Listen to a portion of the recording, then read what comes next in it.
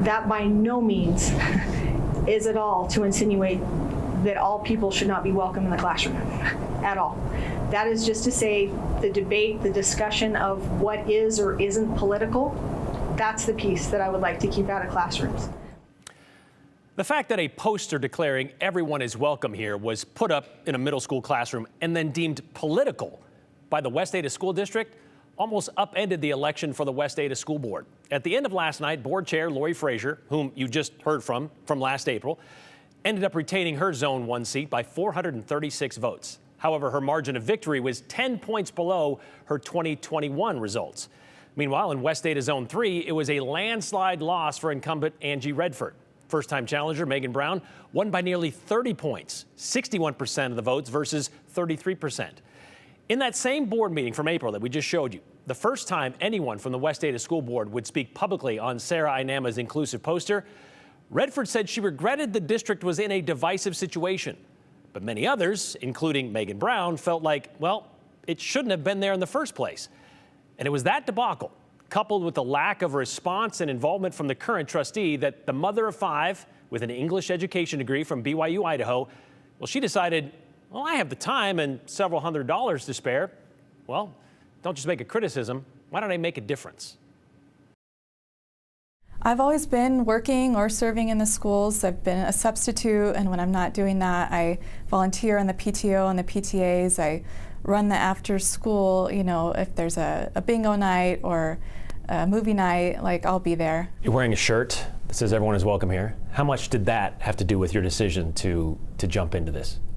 It was major. I think that the main job of the trustee is to do no harm, and I think that it did a lot of harm to a reputation and just the social well-being of everyone who wanted the poster.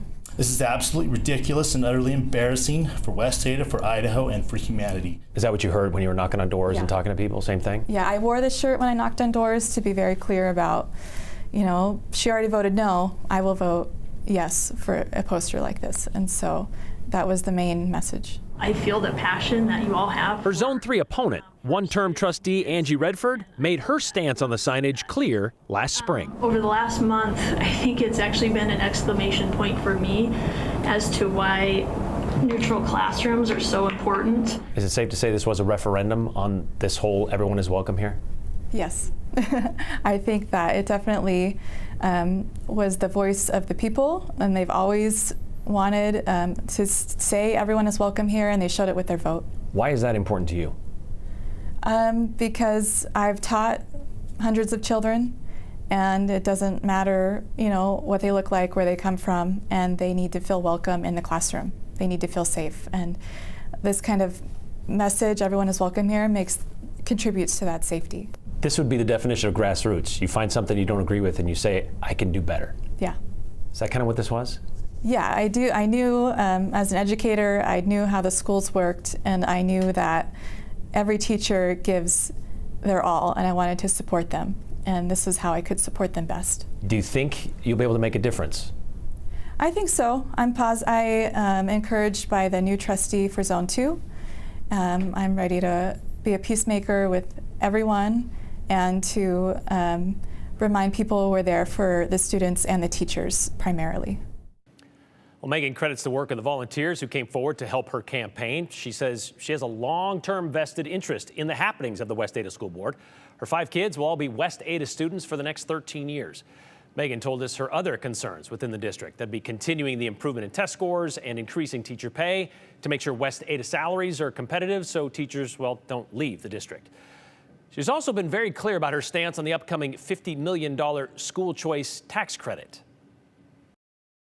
I think it's a tax credit card for private school that they haven't found a way to pay for, and I think it will only weaken public education. A lot of the people that voted for me went to public schools in Zone 3 or sent their children there, and so they understand the value of public education, and they do not want vouchers. Obviously, the school boards don't have much say in that. Right, they don't, yeah. So what can you do with that? I can remind every parent that West Ada has many free schools of choice, and to encourage that type of enrollment to make public schools the most attractive option. Well, the election over, soon the work will begin. Megan will be sworn in come January, which means West Ada will have 2 new trustees going into 2026, with Evelyn McCullough appointed to fill that Zone 2 vacancy last month. Superintendent Derek Bugg put out a statement today saying he's excited about the combination of Lori Fraser's experience with Megan Brown's fresh perspective and energy. That would be inclusive energy.